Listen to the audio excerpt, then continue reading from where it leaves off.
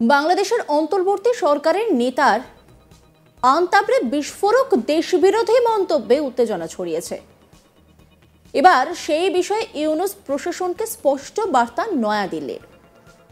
শুক্রবার বিদেশ মন্ত্রকের মুখপাত্র রণধীর জয়সওয়াল প্রেস কনফারেন্স করেন। সেখানে বাংলাদেশের ইউনূস সরকারের উপদেষ্টা মাহফুজ আলমের করা পোস্ট নিয়ে স্পষ্ট বার্তা দিয়েছেন। প্রকাশ্যে মন্তব্য নিয়ে সচেতন হওয়া উচিত বলে জানান তিনি। মোহাম্মদ ইউনূসের অন্তর্বর্তী সরকারের উপদেষ্টা মাহফুজ আলম 3 দিন আগে সোশ্যাল মিডিয়ায় একটি পোস্ট করেন। সেখানে তিনি পশ্চিমবঙ্গের একাংশ, অসম এবং ত্রিপুরাকে বাংলাদেশের অন্তর্ভুক্ত দেখিয়েছেন, যা নিয়ে বিতর্ক বাঁধে। তারপরে সেই পোস্টটি চোখে পড়ে ভারত সরকারের বিদেশ মন্ত্রকের। তারপরে দেখা যায় কয়েক ঘন্টার মধ্যে সেই পোস্টটি ভয়ে সরিয়ে নেন মাহফুজ। বাংলাদেশের অন্তর্বর্তী সরকারের উপদেষ্টার এই পোস্ট যে ভারত ভালোভাবে নিচ্ছে না, সেই বার্তাই মুখের ওপর দিয়ে দিয়েছে বিদেশ মন্ত্রক। ভারতের বিদেশ মন্ত্রকের মুখপাত্র জয়সওয়াল জানান, বাংলাদেশের এক সিনিয়র লিডার এক বিস্ফোরক মন্তব্য করেছেন। কড়া ভাষায় নিজের আপত্তি বাংলাদেশকে জানিয়েছে ভারত। যে পোস্টটি নিয়ে কথা হচ্ছে সেটা সরিয়ে নেওয়া হচ্ছে, এটা আমরা জেনেছি। আমরা সংশ্লিষ্ট সবাইকে বলতে চাই প্রকাশ্য মন্তব্য করার ক্ষেত্রে সচেতনতা অবলম্বন করতে। ভারত বরাবরই জানিয়ে এসেছে বাংলাদেশ এবং সেখানকার মানুষের সঙ্গে সৌহার্দ্যপূর্ণ সম্পর্ক বজায় রাখতে চায়, কিন্তু এই ধরনের প্রকাশ্য বিবৃতির ক্ষেত্রে দায়িত্ববোধের বিষয়টি বিবেচনায় থাকা উচিত। আমরা এই বিষয়টা নিয়ে তীব্র প্রতিবাদ জানাচ্ছি।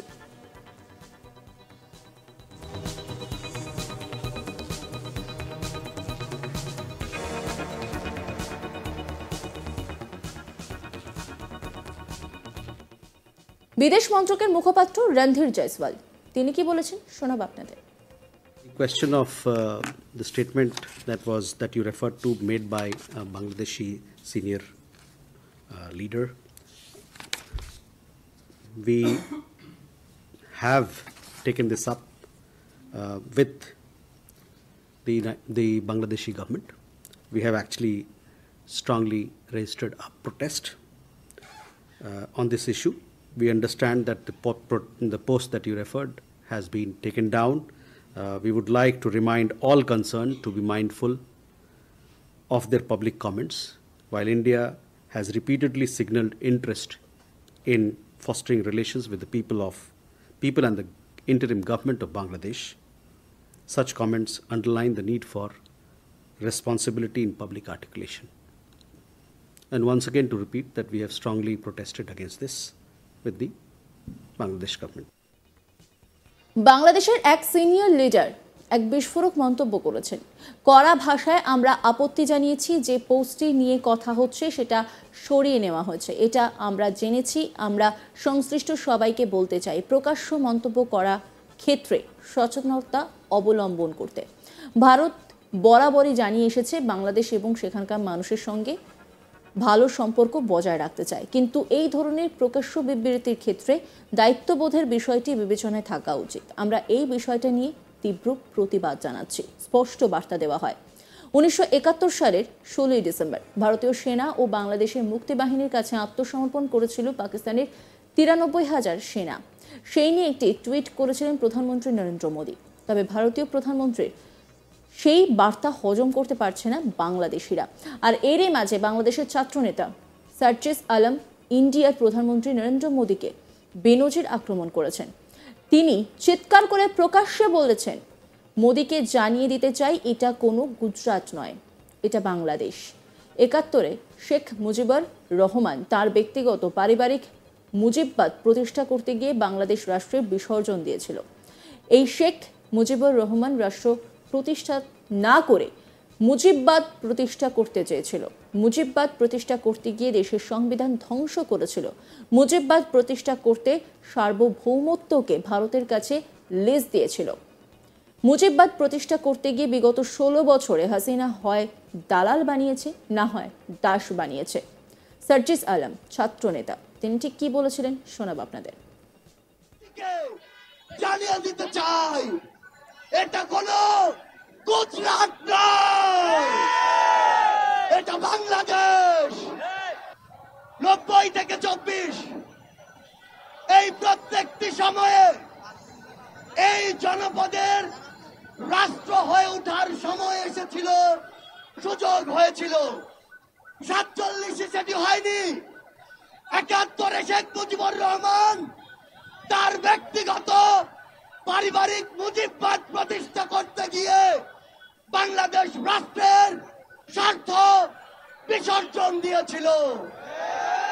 এই শেখ মুজিবুর রহমান রাষ্ট্র প্রতিষ্ঠা না করে মুজিববাদ প্রতিষ্ঠা করতে চেয়েছিল। মুজিববাদ প্রতিষ্ঠা করতে গিয়ে দেশের সংবিধান ধ্বংস করেছিল। মুজিববাদ প্রতিষ্ঠা করতে গিয়ে সার্বভৌমত্বকে ভারতের কাছে লিজ দিয়েছিল। মুজিববাদ প্রতিষ্ঠা করতে গিয়ে বিগত 16 বছরে হাসিনা বাংলাদেশের নাগরিকদের হয় দালাল বানিয়েছে, না হয় দাস বানিয়েছে। তিনি আরো বলেন, আমরা মোদীকে জানিয়ে দিতে চাই এটা কোনো গুজরাট নয়, এটা বাংলাদেশ। এখানে উগ্র সাম্প্রদায়িকতা চলে না। এখানে গুজব ছড়িয়ে মানুষ শেষ করে ক্ষমতায় যাওয়া যায় না। বাংলাদেশের সঙ্গে বিশ্বের সম্পর্ক হতে হবে সম্মানের, সমতার। কেউ যদি আমাদের দিকে শোষণের দৃষ্টিতে তাকায়, আমরা তার চোখ তুলে নেব। কি বলেছেন তিনি, শোনাব আপনাদের। জানিয়ে দিতে চাই এটা কোনো গুজরাট নয়, এটা বাংলাদেশ। এখানে উগ্র সাম্প্রদায়িকতা চলে না।